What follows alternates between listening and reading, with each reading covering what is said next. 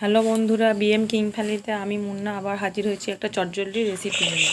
তার জন্য আলু আর একটু গাজর কেটে নিয়েছি আগে থেকে। আলু আর গাজর মিক্সার গ্রাইন্ডারে দিয়ে আমি এটাকে ভালো করে পেস্ট করে নেব। এমনভাবে পেস্ট করে নেব যাতে একটু আলুর খিচ না থেকে থাকে, তাহলে সেটা ভালো হবে না। এবার দেখুন, আমি মিক্সার গ্রাইন্ডারে মিক্স করে নিয়ে একটা পাত্রে ঢাললাম। ঢালার পর এতে কিছু পরপর জিনিস অ্যাড করব, যেগুলো তোমরা পরপর দেখতে থাকবে। প্রথমে অ্যাড করব কিছু একটু সাদা তেল না নেওয়ার পরিবর্তে একটু সরষের তেল দিলাম। সরষের তেল দিলে যেমন টেস্ট আসবে সেজন্য একটু সরষের তেল দিলাম। তারপর পরপর জিনিসগুলো দেব। তারপরে দিলাম আমি একটু গুঁড়ো লঙ্কা গুঁড়োর পরিমাণটা আপনারা যেমন পরিমাণ থাকে তেমন দেবেন, পেস্ট অনুযায়ী। তারপরে দেবো জিরে, সে পেস্ট অনুযায়ী দিতে হবে, যতটা পরিমাণ পেস্ট থাকবে সেই পরিমাণ পেস্ট অনুযায়ী। এরপর আমি দেব চালের গুঁড়ি দিলে মচমচে হবে পকোড়াটা, সেই জন্য আমি চালের গুঁড়ি দেবো। আর দিয়েছি কিছু ধনেপাতা কুচি। এরপর আমি দেব আদা বাটা, অল্প একটু আদা বাটা। তারপর দেবো অল্প একটু রসুন বাটা। তারপর আমি এটাকে ভালো করে একটা চামচে নিয়ে ভালো করে মিক্সড করে নেব। আর এতে দেবো কিছু বেসনটা বারবার ধরে দিতে হবে, আর বারবার ধরে এটা মিক্সড করতে হবে যাতে বেসনের গোলা গোলা না হয়ে থাকে। চামচে করে ভালো মিশানো না গেলে আমি সেটা হাতে করে একবার মিশিয়ে নিলাম ভালো করে, যাতে একটু বেসনের গুটি না থাকে। ভালো করে ওটা পেস্ট করতে হবে যাতে পকোড়াটা খুব মচমচে হয়। যত ভালো করে মাখা হবে পকোড়াটা তত সুন্দর খেতে লাগবে। আমার প্রায় মাখা হয়েই গেছে। এবার আমি একটা গ্যাসেতে কড়াইয়ে তেল গরম করতে দিয়েছি। তেলটা গরম হয়েই এসেছে প্রায়। এরপর আমি ওটা আস্তে আস্তে ছাড়তে থাকবো। এই ছাড়ার নিয়মটা কোনো সেরকম কিছু ব্যাপার না, বিভিন্ন সাইজের দেওয়া যেতে পারে, লম্বা গোল টেরা বাঁকা যে যেমন দিতে পারে সেরকম দিতে হবে। আর আঁচটা একটু প্রথমে কমিয়ে দিয়েছি, কেননা বেশি বাড়িয়ে দিলে ওপরটা ভাজা হয়ে যাবে, ভেতরটা কাঁচা থাকবে বা জিনিসটা খেতে স্বাদ আসবে না, সেজন্য। আমার প্রায় ভাজা হয়েই এসেছে। খুন্তি দিয়ে আমি উল্টে পাল্টে উপর নিচে করে দিচ্ছি। এখন এটা ভাজা হয়েই এসেছে।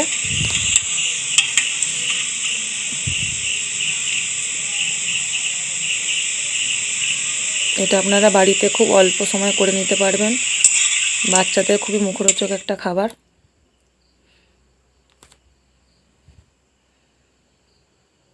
দেখো বন্ধুরা, আমার প্রত্যেকটা পকোড়া সুন্দর করে ভাজা হয়ে গেছে আর লাল হয়ে গেছে।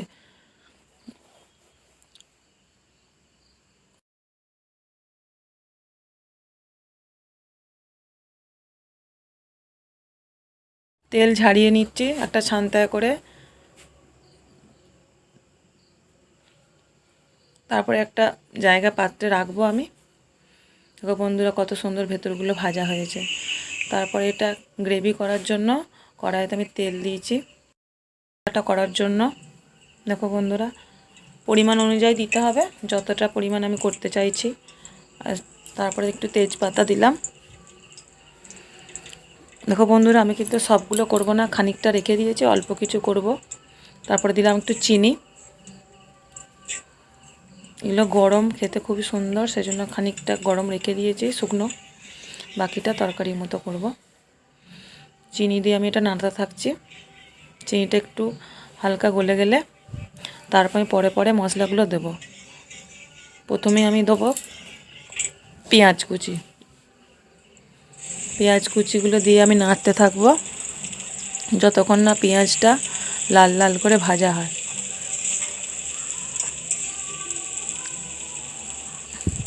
পেঁয়াজটা ভাজা হতে থাকছে।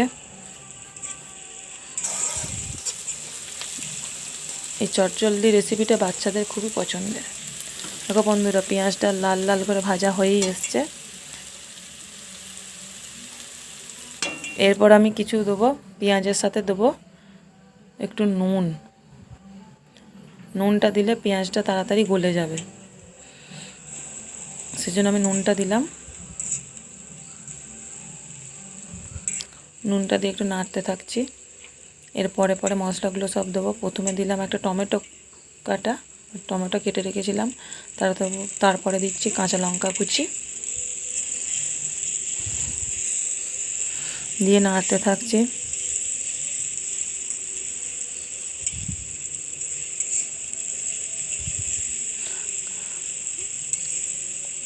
ভালো করে নাড়তে হবে যাতে টমেটোগুলো গলে যায় আস্তে আস্তে।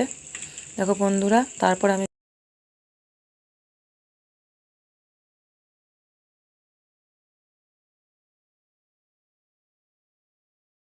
রসুন বাটা।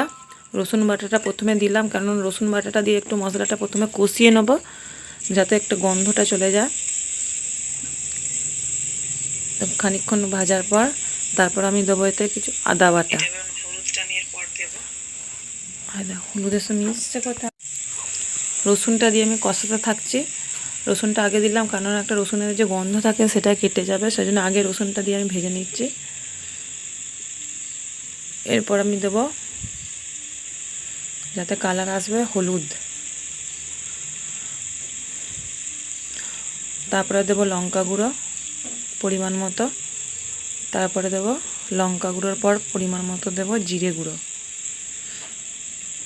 এটা যতটা পরিমাণ জিনিস করব ততটা পরিমাণ প্রয়োজন অনুসারে দিয়ে দিচ্ছি। তারপরে এটাতে আমি আবার কষাতে থাকবো। মশলাটা ভালো করে কষাতে থাকবো আর একটু ভালো করে ভাজতে হবে। তারপরে এটা কিছু পরিমাণ জল দিলাম। এই মশলাটা আরেকবার নাড়িয়ে চাড়িয়ে ঢাকা দিতে হবে। ঢাকা দিলে মশলাটা থেকে যে তেল বেরিয়ে আসবে, একটু দারুণ টেস্ট হবে।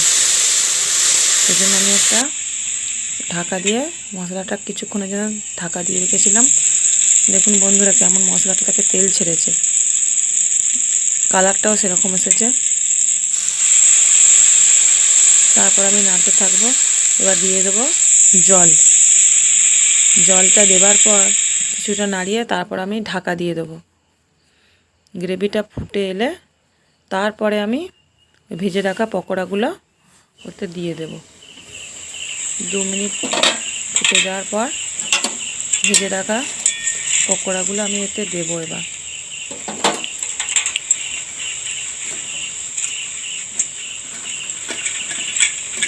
পকোড়াগুলো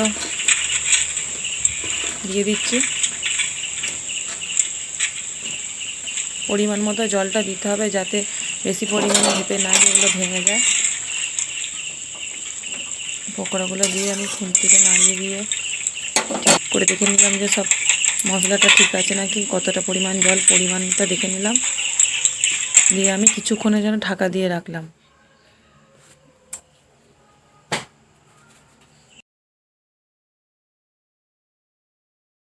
দেখুন বন্ধুরা, ঢাকাটা খোলার পর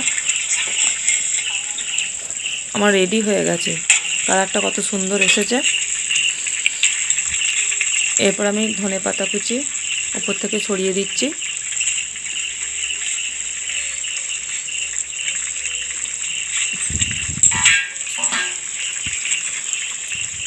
তারপরে দেবো একটা মশলা, যেটা আমাদের বাড়িতে তৈরি করা হয়েছিল, মা তৈরি করেছিলেন। বিভিন্ন রকম মশলা দিয়ে তৈরি একটা গুঁড়ো মশলা, যেটা খাবারে খুব সুন্দর টেস্ট আনবে।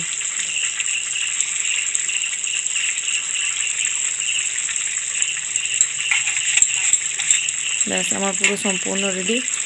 এরপরে একবার আমি কিছুক্ষণের জন্য নাড়িয়ে